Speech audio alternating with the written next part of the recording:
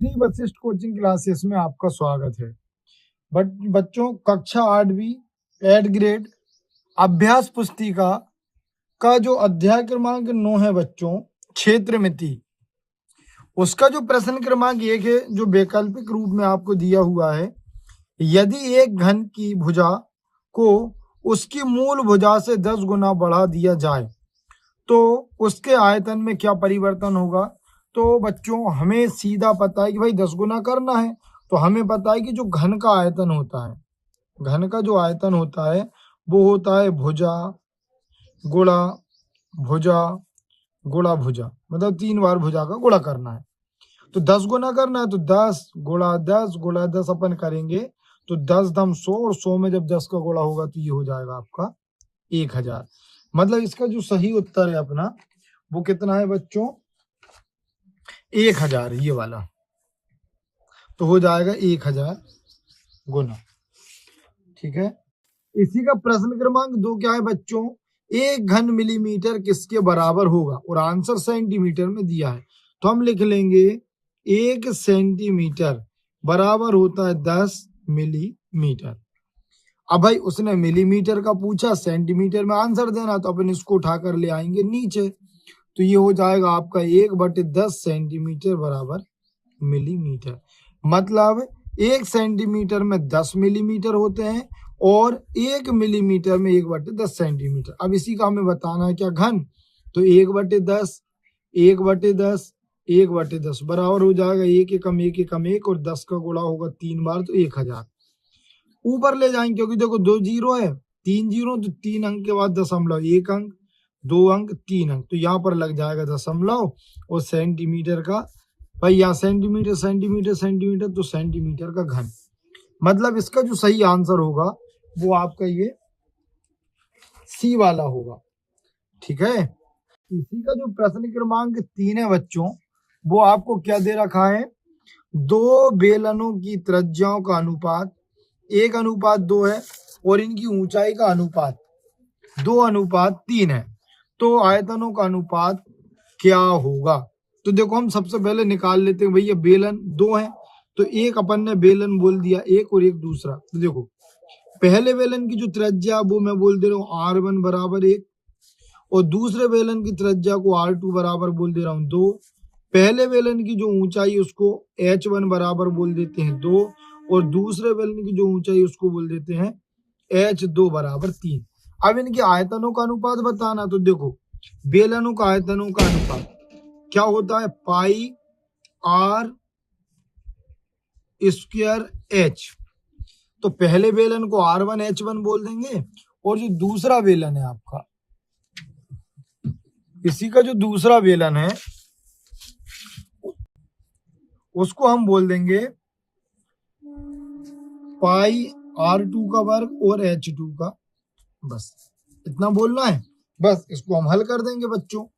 तो कैसे होगा भाई ये हल, तो देखो पाई से तो पाई काट दो, R1 की जगह पर आ जाएगा 1 गुणा 1, और H1 की जगह आ जाएगा 2, R2 की जगह पर आ जाएगा 2 गुणा 2 गुणा 3। तो इससे ये कट जाएगा, तो ऊपर आ जाएगा 1 और नीचे जाएगा 3 दूनी 6। मतलब उनके आयतनों का अनुपात होगा 1:6, जो कि आपको यहाँ पर ये दे रखा है। इसका जो सही उत्तर है वो होगा आपका बी वाला। ठीक है।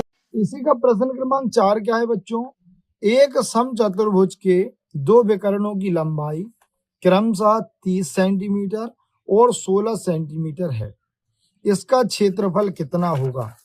तो बहुत आसान प्रश्न है, हमको बस इसका एक सूत्र याद रखना है। देखो समचतुर्भुज का क्षेत्रफल बराबर एक सूत्र होता है 1/2 विकर्ण 1 गुणा विकर्ण 2, मतलब D1 इंटू D2। इसका मतलब ये हो गया कि एक विकर्ण आपका और ये दूसरा विकर्ण। क्यों, क्योंकि समचतुर्भुज में 2 ही तो विकर्ण होते हैं, एक ऐसा और एक ऐसा। अब उसने आपको मान दे रखा 1/2। देखो क्या क्या दिए बच्चों उसने आपको, तो एक दिया 30 और एक दिया है 16। तो मैंने यहाँ पर लिख दिया 30 और ये लिख दिया 16। ठीक है। बस तो 2 से अपन ने इसको काटा तो ये 8 बार में कट जाएगा, तो बचेगा 30 गुणा 8, तो हो जाएगा 8 3 24, और ये वाला 0, और काय में दिया भाई उसने सेंटीमीटर में, तो ये हो जाएगा सेंटीमीटर का स्क्वायर। यही इस प्रश्न का सही उत्तर होगा। ये देखो ये दे रखा है।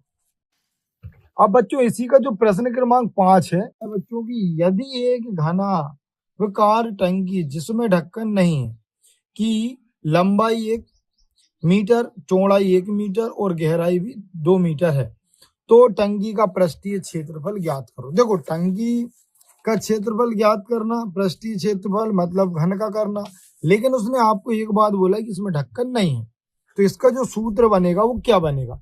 तो सबसे पहले तो अपन लिख लेते हैं यहाँ पर बच्चों, लंबाई कितनी दी है उसने आपको 1 मीटर, ठीक है, गहराई बोल दो या ऊंचाई बोल दो, बात बराबर होती। पहले अपन लिखते हैं, फिर चौड़ाई, चौड़ाई कितनी दी उसने आपको 1 मीटर, और गहराई मैं यहाँ गहराई भी लिख दे रहा हूं और ऊंचाई भी लिख दे रहा हूं, कितनी दी है उसने आपको 2 मीटर, ठीक है।